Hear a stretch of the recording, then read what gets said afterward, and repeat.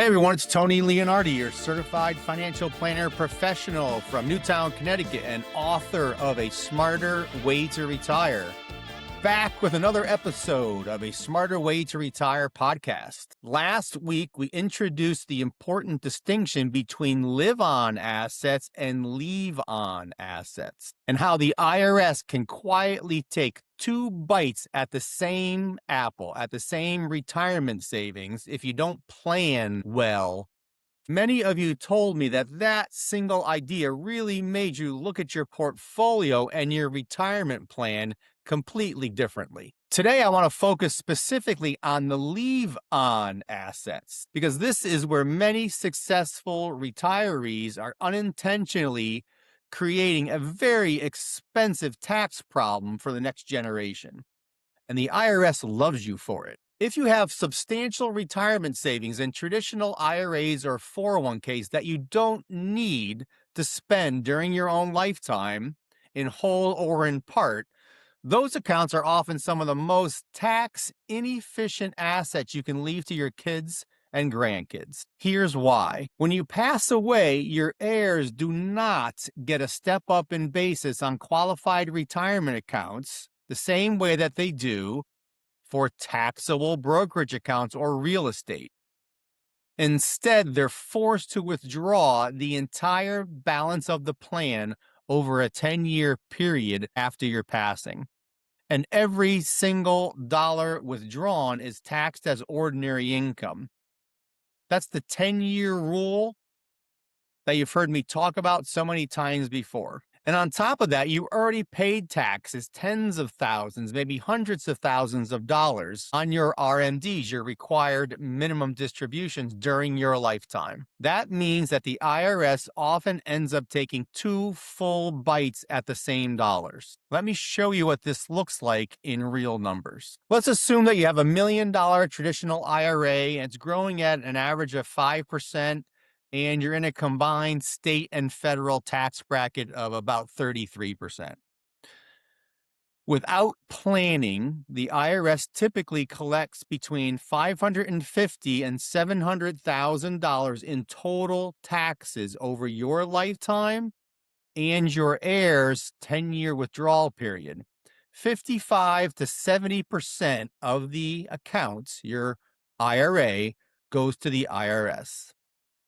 Your family ends up with only $300,000 to $450,000 after all taxes, 30 to 45% to your family. So my question is, who is the largest beneficiary of your IRA? Is it your kids or is it the IRS? I think the answer is clear. Scale that IRA up just a little bit to $2 million, and the numbers become even more sobering. The IRS share often climbs to $1.1 to $1.4 million. Your family receives roughly $600,000 to $900,000 after the double taxation. And if you think this is bad, it's actually worse in many cases. Let's take a look at a real-world scenario that I see often in my practice. A parent passes away and leaves their adult child a $2 million traditional IRA. The child is currently in the 24% federal tax bracket.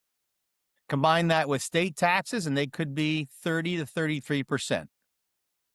Under the 10-year rule, the heir must withdraw the entire $2 million balance by the end of the 10th year after the parent's death. If your heirs are on the ball and they try to spread the tax out evenly over that 10-year period, that would be about $200,000 per year, not including any growth.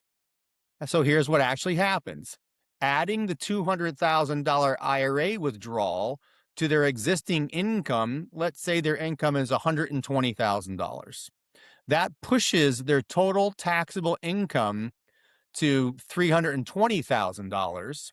That moves a large portion of their withdrawal into the 32 and 35% federal tax brackets. The result, instead of paying roughly 30 to 33% total federal and state on the withdrawals, your heirs end up paying an effective rate of 38 to 40% state and federal on a big chunk of the money. Over the full 10 years, the IRS collects an extra $180,000 to $250,000 in taxes compared to if the money had been left in a more tax efficient structure. But let's look at the trap a lot of kids fall into. It's the 10-year rule tax trap. Let me show you what that looks like in real numbers. A parent passes away and leaves their adult child a $2 million traditional IRA, just like our last example. The child is currently in the 24% federal tax bracket. Your heirs don't want to pay tax this year. They don't want to pay extra taxes. They don't need the money. They try to delay the taxes as long as possible and wait until the final year, the 10th year, to take the entire balance as a lump sum. Here's what happens. That IRA will continue to grow. Let's assume a reasonable 5% average annual return for 10 years with no withdrawals. By year 10, the account has grown from $2 million to approximately $3.26 million. Your heir then takes the full $3.26 million distribution in 1 year. Adding that to their other income of $120,000 pushes their total taxable income to roughly $3.38 million. This massive lump sum withdrawal pushes almost the entire distribution into the highest federal brackets, 37% plus state taxes. The result, your heirs end up with paying an effective combined federal and state tax of 42 to 46% on the bulk of the money.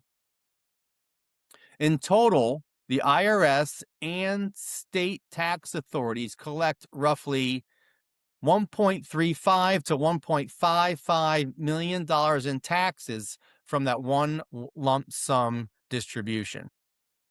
You left your kids a $2 million IRA, and the IRS ends up getting $1.5 million in taxes. Probably not what you had in mind. What did I say earlier? The IRS loves your retirement plan. The good news is there is a smarter way. That's exactly where the Smart Legacy Tax Shield comes in, the strategy that we talked about last week. If you want to leave your kids more tax-efficient dollars. The Smart Legacy Tax Shield is a strategic approach that allows you to handle the tax burden in your generation so your heirs can receive assets with little or no future tax impact. No double bite at the apple. There are 4 main ways to implement this strategy, each with its own pros and cons, depending on your age, your tax bracket, your health, and your family goals. Let's look at each strategy.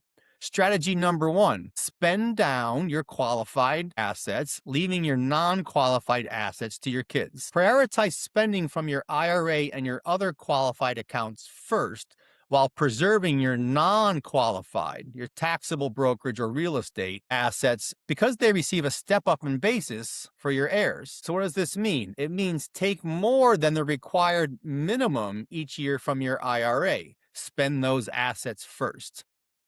The pros, this is simple. There are no new products needed. You get a full step up in basis for your heirs on the non-qualified assets that you leave them. The downside, you may have to pay higher taxes during your lifetime as you draw down on the IRA. Of course, with a good financial model, you can control what tax brackets you put yourself in, making a conscious decision about how much to pull out of your IRA. It would be great to understand your kids' tax situation as well, so you can make good tax decisions as a family. Strategy 2, Roth conversions.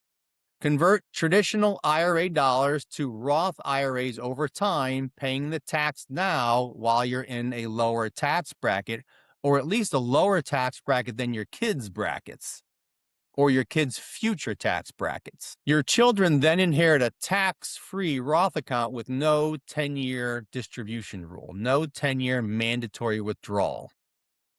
The pros, tax-free growth and withdrawals for your heirs, no RMDs during your lifetime after the conversion, and a very clean inheritance for your kids. The downside, it requires you paying taxes up front, which can be significant if you don't have cash outside your IRA to pay the tax bill. Strategy 3, non-Roth distributions plus reinvestment. How does this one work? Well, you take distributions from your IRA, not Roth conversions, distributions. You pay the tax directly from the distribution itself and reinvest the after-tax proceeds into non-qualified accounts that can receive a step up in basis for your kids.